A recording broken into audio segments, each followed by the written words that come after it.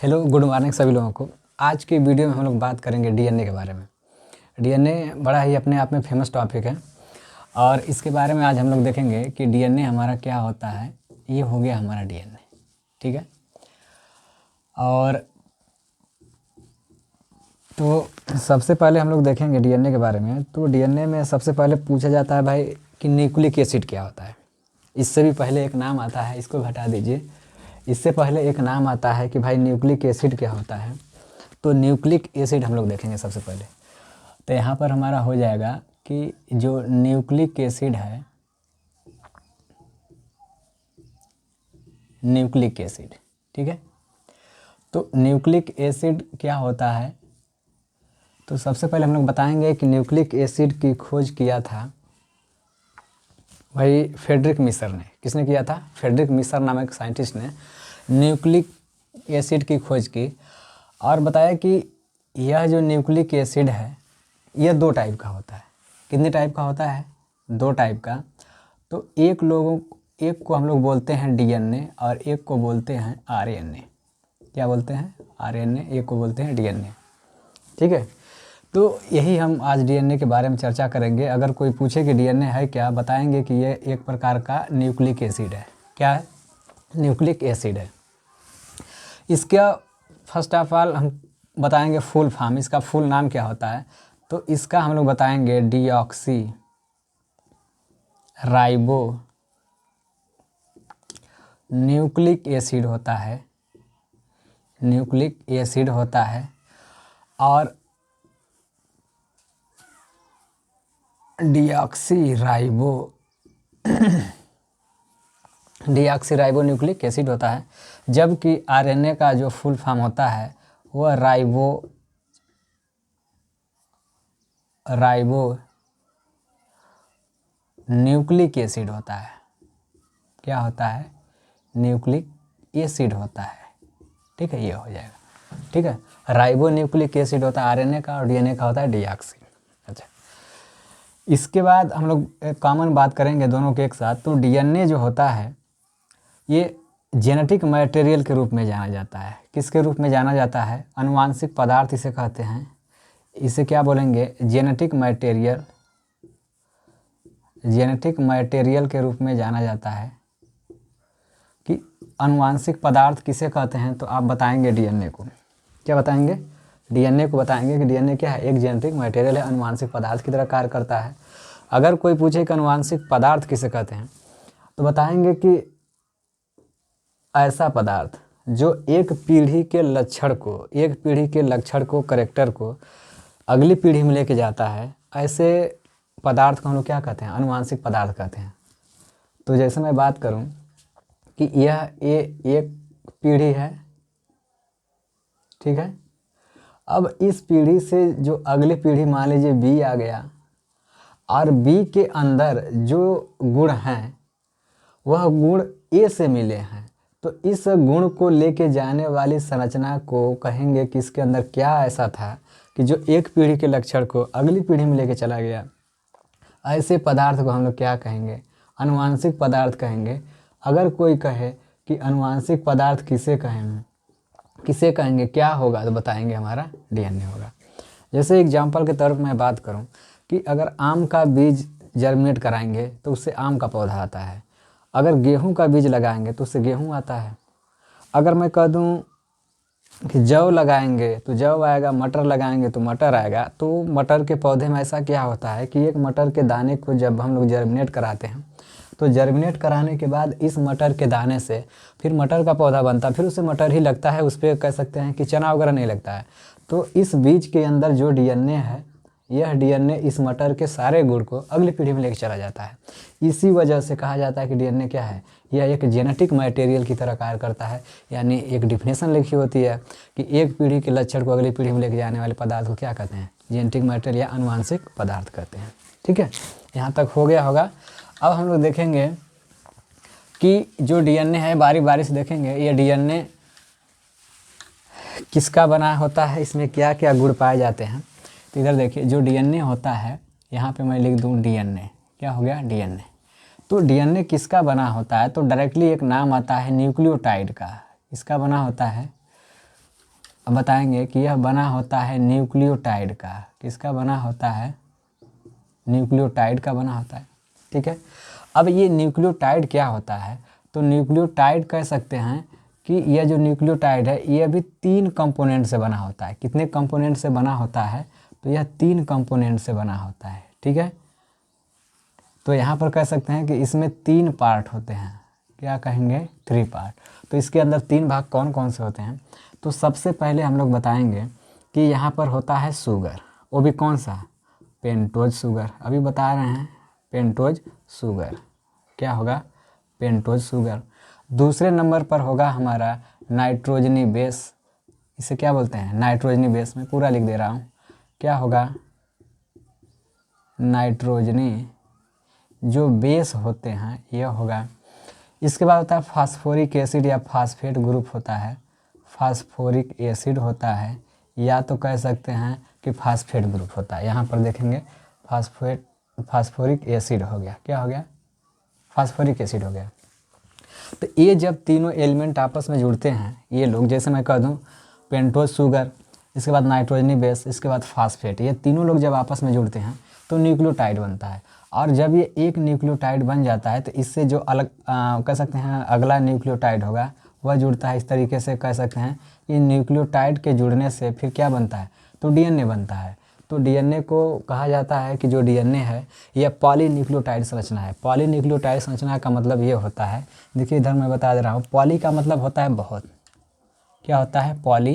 Poly शब्द का मतलब बहुत, और यहाँ पर हो जाता है न्यूक्लियोटाइड। क्या हो जाएगा? न्यूक्लियोटाइड। ठीक है, तो पॉलीन्यूक्लियोटाइड का मतलब ये हो गया कि जो डीएनए है इसे बहुत से न्यूक्लियोटाइड्स के मिलने से बना होता है। इसलिए कहा जाता है कि DNA is the polymer of the nucleotide. जो डीएनए होता है यह न्यूक्लियोटाइड का बहुलक होता है। क्या होता है? बहुलक। बहुलक शब्द का मतलब ये होता है, मैथ में पढ़े होंगे, कि जब किसी भी दी गई श्रृंखला में जो नंबर बार बार आता है, जैसे मैं कह दूँ 1 2 3 3 3 4 5 6, यह मैंने कह दिया, तो इसमें मैं कहूँ कि चलिए बताइए बहुलक कौन सा होगा। देखिए 1 एक बार आया है, 2 एक बार आया है, 3 3 बार आया है, 4 एक बार आया है, 5 एक बार आया है, 6 एक बार आया है। तो इस श्रृंखला में जो नंबर सबसे अधिक बार आया है वही नंबर इस पूरी श्रृंखला का बहुलक कहलाएगा। तो यह 3 क्या है? बहुलक है। किसका? इस दी गई श्रृंखला का। उसी प्रकार जब न्यूक्लियोटाइड प्लस न्यूक्लियोटाइड करते जाएंगे तो इससे ये पता चलता है कि इस पूरी श्रृंखला में बार बार न्यूक्लियोटाइड आ रहा है और इसके जुड़ने से एक चैन बन जाता है। और वो चैन किसका निर्माण करता है बताएंगे? डीएनए का करता है। तो एक मतलब लिखा जाता है, एक लेख होता है किताबों में कि डीएनए पॉलीमर होता है किसका? न्यूक्लियोटाइड का। तो इसीलिए कहा जाता है कि पॉलीन्यूक्लियोटाइड का मतलब हो जाएगा डीएनए बहुत से न्यूक्लियोटाइड से मिलकर बना होता है, इसलिए कहा जाता है कि डीएनए पॉलीन्यूक्लियोटाइड संरचना है। ठीक है, यहाँ तक समझ गए होंगे। आगे देखते हैं। इसके बाद हम लोग आगे देखेंगे कि यह जो पेंटोज शुगर है, ये पेंटोज शुगर जो होता है यह 2 टाइप का होता है। एक को बोलते हैं डीऑक्सी राइबोज शुगर। ठीक है, और एक को बोलते हैं राइबोज शुगर। क्या बोलते हैं? Ribose sugar.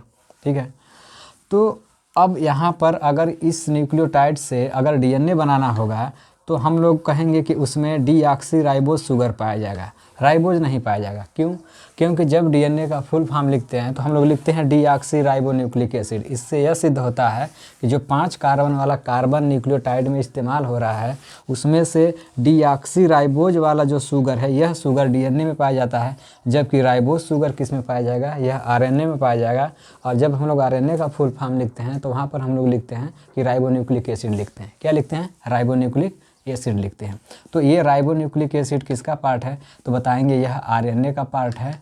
और मैं ये कह दूं, और ये डीऑक्सी राइबो किसका पार्ट है? डीऑक्सी राइबो शुगर किसका पार्ट है? तो बताएंगे ये डीएनए का पार्ट है। किसका पार्ट है? डीएनए का पार्ट है। आगे नाइट्रोजनी बेस में आप चले जाएंगे तो यहाँ पर भी ये 2 टाइप के होते हैं। कितने टाइप के होते हैं? 2 टाइप के नाइट्रोजनी बेस डीएनए में या कह सकते हैं आरएनए दोनों में पाया जाता है, बस हल्का डिफरेंट होता है एक बेस का। तो यहाँ पर मैं कह दूँ जो पहला होता है वह प्यूरिन होता है और दूसरा जो होता है वह पिरिमिडीन होता है। क्या होता है? पिरिमिडीन होता है। ठीक है, तो अब इसमें प्यूरिन पिरिमिडिन 2 टाइप के नाइट्रोजनी बेस होते हैं और प्यूरिन में भी 2 टाइप का नाइट्रोजनी बेस पाया जाता है। एक को बोलते हैं हम लोग एडेनिन, क्या बोलते हैं, एडेनिन बोलते हैं, और एक को हम लोग बोलते हैं गुआनिन, क्या बोलते हैं, गुआनिन बोलते हैं। तो इसे शार्ट में ए बोलते हैं और इसे शार्ट में जी बोलते हैं, ठीक है। पिरिमिडिन में जो नाइट्रोजनी बेस होते हैं, मैं कॉमनली जैसे इसको मैंने बताया पेंटोस शुगर, वैसे मैं इसको बता रहा हूँ। इधर देखिए, तो अगर डीएनए, इधर देखिए, इसमें भी साइटोसिन जो होगा वो तो कॉमन होगा, क्या होगा, साइटोजोसिन होगा वह कॉमन होगा, और इसके बाद इसमें जो होगा वह थायमीन होगा, क्या होगा, थायमीन होगा, क्या होगा, थायमीन। अच्छा देखिए 2 टाइप के। तो अगर देखेंगे जो नाइट्रोजनी बेस के आधार पर अगर कोई कहे कि डीएनए आरएनए में कोई एक डिफरेंट बताइए, तो आप बताएंगे कि अगर डीएनए की श्रृंखला होगी या डीएनए में जो नाइट्रोजनी बेस के आधार पर कोई कहे कि एक अंतर बताइए, किसके आधार पर, नाइट्रोजनी बेस के आधार पर डीएनए आरएनए में एक अंतर बताइए। तो देखिए एडेनिन गुआनिन जो होता है यह आरएनए और डीएनए दोनों में पाया जाता है। किस में पाया जाता है, आरएनए में भी पाया जाता है प्लस डीएनए में भी पाया जाता है, ये दोनों में पाया जाता है। और जब इस वाले में चले आएंगे तो जो पिरिमिडिन होता है, तो कह सकते हैं कि जो प्यूरिन होता है, यह प्यूरिन चाहे आरएनए हो चाहे डीएनए हो दोनों में सेम होता है। और जबकि पिरिमिडिन की बात करेंगे तो पिरिमिडिन में अगर थायमीन लगा है, यहाँ भी थायमीन है, साइटोसिन थायमीन है, तो कहेंगे कि यह किसको बनाएंगे, यह डीएनए को बनाएंगे। अगर थायमीन की जगह यहाँ पर मैं लिख दूँ यूरोसिल, क्या लिख दूँ, यूरोसिल लिख दूँ, यूरोसिल कर दूं, तो यूरोसिल अगर मैं कर दूं यहाँ पर, तो यूरोसिल किस में पाया जाएगा, यह आरएनए में पाया जाएगा। तो ये एक बहुत मेजर डिफरेंट है डीएनए आरएनए में नाइट्रोजनी बेस के आधार पर। तो आप इस तरीके से बता सकते हैं कि जो प्यूरिन होता है यह प्यूरिन डीएनए में भी सेम होता है, आरएनए में भी सेम होता है।